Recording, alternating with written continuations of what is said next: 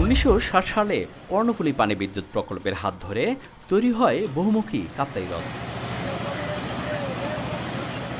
তবে হ্রদ সৃষ্টির 64 বছর পেরিয়ে গেলেও একবারও অপসারণ হয়নি পলি। মানবসৃষ্ট নানা কারণেও কমেছে গভীরতা। প্রতি বছর শুষ্ক মৌসুমে দেখা দেয় নাব্য সংকট। চলতি বছর 27 এপ্রিল থেকে নাব্য সংকটে বন্ধ লঞ্চ চলাচল। এতে চরম ভোগান্তিতে নানিয়াচর, লংগদু, বাঘাইছড়ি, বরকল, বিলাইছড়ি ও কাপ্তাই উপজেলার অন্তত 5 লাখ বাসিন্দা।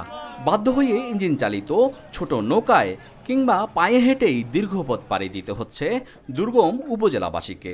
পণ্য পরিবহনেও বেড়েছে খরচ, এতে প্রভাব পড়েছে দামে।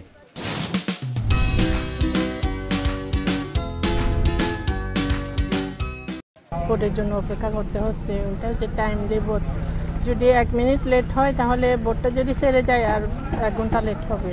দ্রব্যমালের দামটা একটু বৃদ্ধি, অর্থাৎ ক্যারিং কস্টটা দ্বিগুণ হয়ে গেছে। 1 ঘন্টার জায়গায় 3 ঘন্টা বসতে পারতাছি না। আমাদের সব কিছু এখানে এখানে গাড়ি এসে বয়ে থাকতে হয় প্রায় 2-3 ঘন্টা সময়। প্রতি বছর খরা মৌসুমে পানি শুকিয়ে হ্রদে অসংখ্য ডুবোচর, গাছের গুঁড়ি জেগে ওঠে।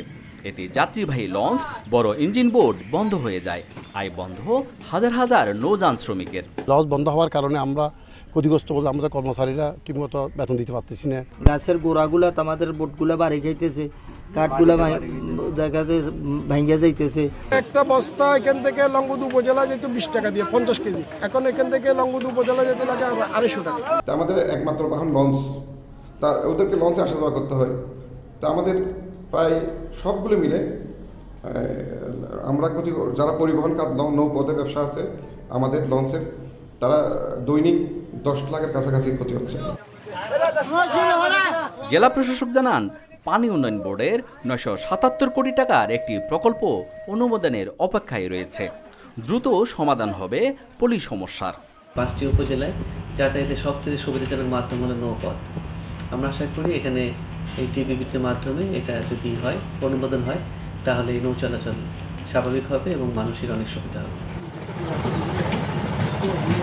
দক্ষিণ পূর্ব এশিয়ার বৃহত্তম মিষ্টি পানির কৃত্রিম জলাধার এই কাপ্তাই হ্রদ। এই হ্রদের উপর নির্ভর করে চলছে বিদ্যুৎ উৎপাদন, মৎস্য ভাণ্ডার, পর্যটন শিল্প ও ব্যবসা বাণিজ্য। তাই কাপ্তাই হ্রদ রক্ষা ও নৌ যোগাযোগ স্বাভাবিক রাখতে অগ্রাধিকার ভিত্তিতে জনগুরুত্বপূর্ণ এই হ্রদ খনন প্রকল্প দ্রুত বাস্তবায়ন চান রাঙ্গামাটিবাসী। জিয়াউর রহমান জুয়েল, এখন রাঙ্গামাটি।